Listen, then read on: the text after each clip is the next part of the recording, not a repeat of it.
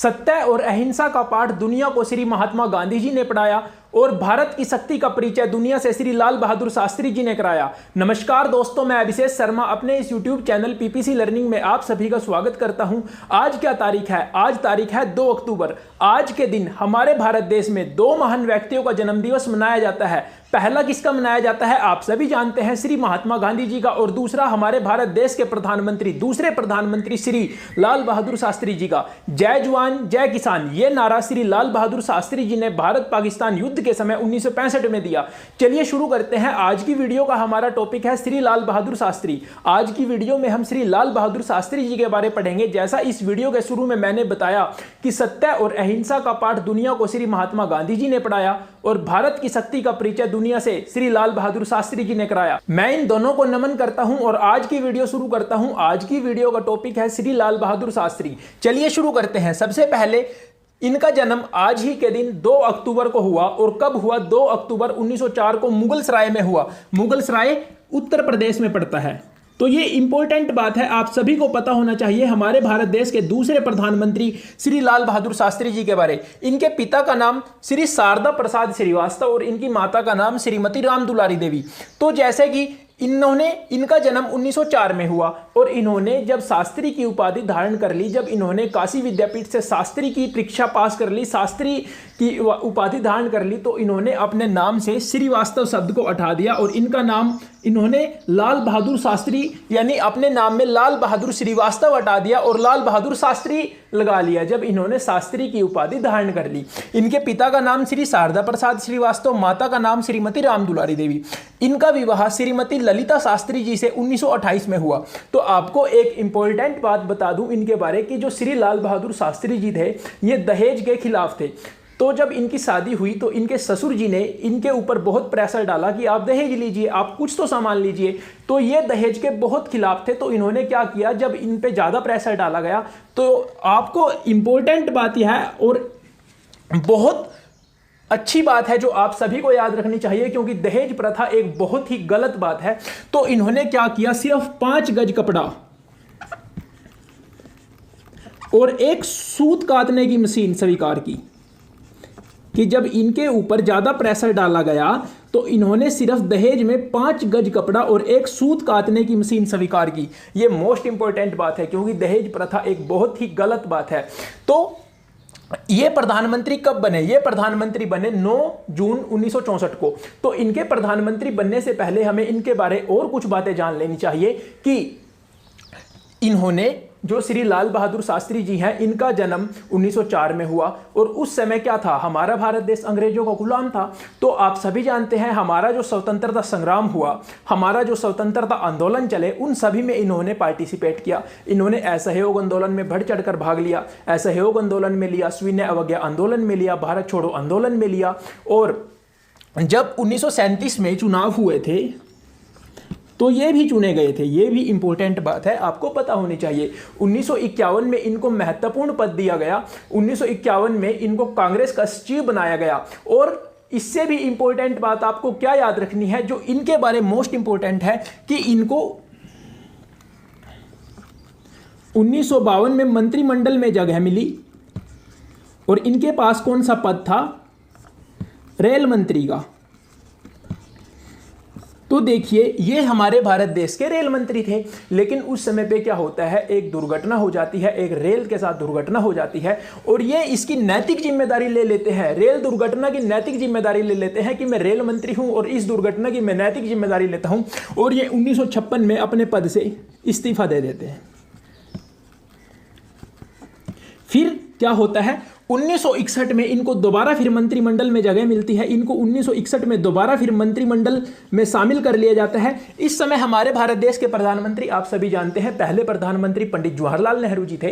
तो फिर क्या होता है, इनको इस समय कौन सा पद मिलता है? मोस्ट इंपॉर्टेंट बात है आप सभी के लिए जानना, गृह मंत्री। ये हमारे भारत देश के गृह मंत्री बनते हैं। तो इन्होंने गृह मंत्री जब बने, बहुत अच्छे अच्छे काम किए। आप सभी जानते हैं केंद्रीय सतर्कता आयोग, केंद्रीय सतर्कता आयोग।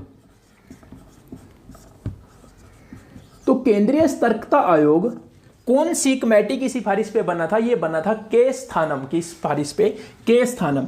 तो जो के स्थानम कमेटी थी ये 1962 में बनाई गई थी। तो के स्थानम जब कमेटी बनाई गई, ये किसने बनाई थी? ये हमारे भारत देश के दूसरे प्रधानमंत्री, उस समय ये गृह मंत्री थे, श्री लाल बहादुर शास्त्री जी ने बनाई थी। तो अब हम देखते हैं, जब हमारे भारत देश के पहले प्रधानमंत्री श्री जवाहरलाल नेहरू जी की मृत्यु हो जाती है तो कांग्रेस पार्टी का जो सिंडिकेट था, अब उसके पास उसको नया प्रधानमंत्री चुनना था। तो जब नेहरू जी की मृत्यु हो जाती है तो उस समय कार्यवाहक प्रधानमंत्री कुछ समय के लिए बनाए जाते हैं श्री गुलजारी लाल नंदा जी। तो प्रधानमंत्री चुनने के लिए सिंडिकेट के पास दो नाम थे। एक तो नाम था लाल बहादुर शास्त्री जी का और दूसरा नाम किसका था? श्री मोरारजी देसाई का।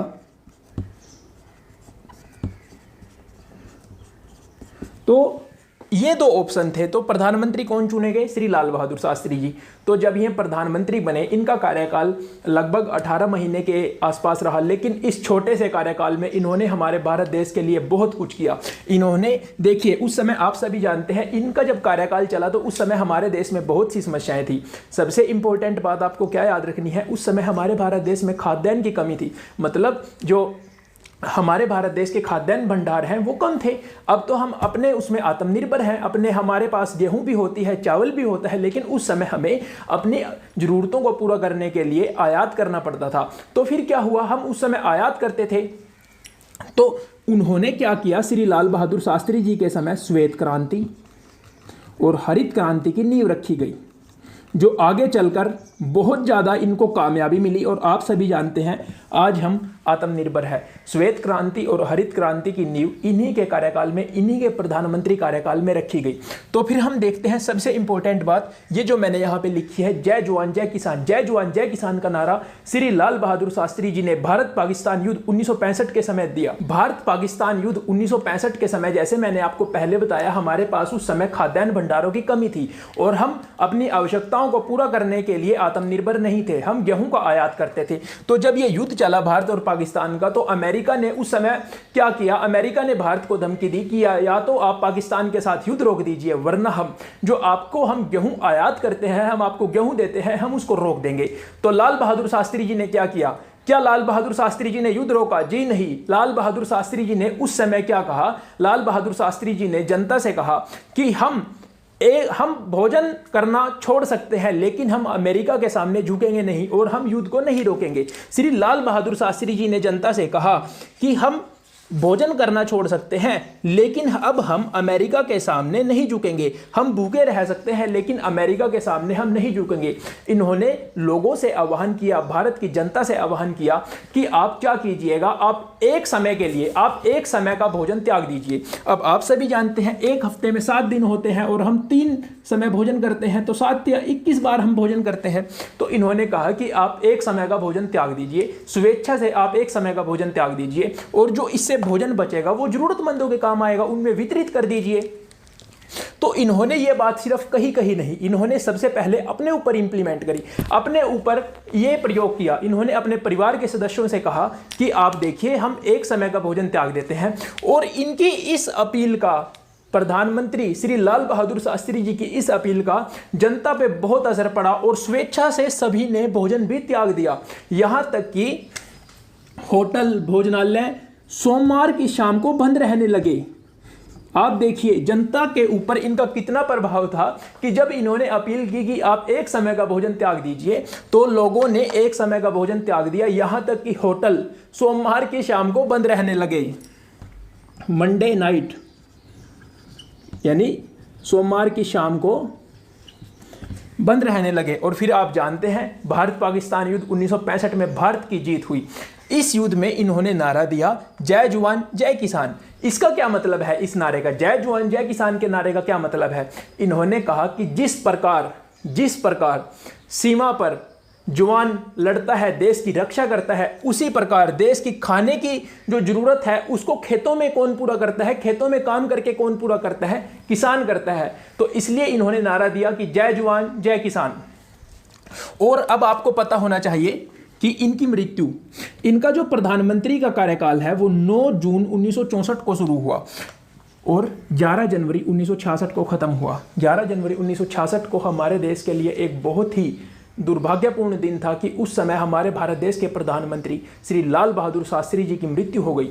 देखिए क्या होता है, जब युद्ध खत्म हो जाता है, भारत युद्ध जीत जाता है 1965 में, तो फिर युद्ध खत्म होगा तो समझौता तो होगा ना कुछ। तो ताशकंद समझौता होता है। ताशकंद कहाँ पे है? ताशकंद है उज्बेकिस्तान में। तो ताशकंद समझौता आपको याद रखना है। ताशकंद समझौता कब हुआ? 10 जनवरी 1966 को भारत और पाकिस्तान के बीच ताशकंद समझौता 10 जनवरी 1966 को हुआ। और इस समझौते पे हस्ताक्षर करने के बाद अगले ही दिन, अगली सुबह पता चला कि हमारे भारत देश के प्रधानमंत्री श्री लाल बहादुर शास्त्री जी की मृत्यु हो गई, रहस्यमयी मृत्यु हो गई। और मृत्यु के कारणों का अब तक सही तरह से पता नहीं चल सका है। तो फिर जब इनकी मृत्यु हो गई, मृत्यु के उपरांत इनको हमारे भारत देश का सर्वोच्च पुरस्कार भारत रत्न से सम्मानित किया गया। याद रखिए, भारत रत्न इनको इनकी मृत्यु के बाद मिला। इनका प्रधानमंत्री कार्यकाल लगभग 18 महीने का रहा। प्रधानमंत्री कब बने थे ये? 9 जून 1964 को। और 9 जून 1964 से लेकर 11 जनवरी 1966 मृत्यु तक ये हमारे भारत देश के प्रधानमंत्री रहे। छोटे से कार्यकाल में इन्होंने हमारे देश को बहुत कुछ दिया। हमारे देश में मैंने जैसे आपको बताया, श्वेत क्रांति, हरित क्रांति इन्हीं की देन है। पाकिस्तान को युद्ध में हराया और इस दुनिया को, सारी दुनिया को भारत की शक्ति का परिचय कराया कि हम जैसे मैंने आपको बताया कि गांधी जी क्या कहते थे। गांधी जी कहते थे सत्य और अहिंसा का पाठ पढ़ाते थे कि हिंसा मत करो, अहिंसा के रास्ते पे चलो। लेकिन जब आवश्यकता पड़ी, पाकिस्तान ने जब हमला किया, तो भारत किसी को हरा भी सकता है। भारत अगर हमारे घर में आके अगर हमारे ऊपर कोई हमला करेगा तो हम उसको हरा भी सकते हैं। दुनिया को इन्होंने ये दिखाया। और भारत की कितनी शक्ति है, भारत की शक्ति, भारत युद्ध में क्या कर सकता है, इन्होंने सारी दुनिया को दिखाया। तो मैं इनको नमन करता हूं और हमारे भारत देश के दूसरे प्रधानमंत्री श्री लाल बहादुर शास्त्री जी को बार बार नमन करता हूं। तो अगर आपको आज की वीडियो से कोई इंपॉर्टेंट जानकारी मिली हो तो प्लीज वीडियो को लाइक जरूर कीजिए, अपने सभी दोस्तों के साथ शेयर कीजिए। जय जवान जय किसान।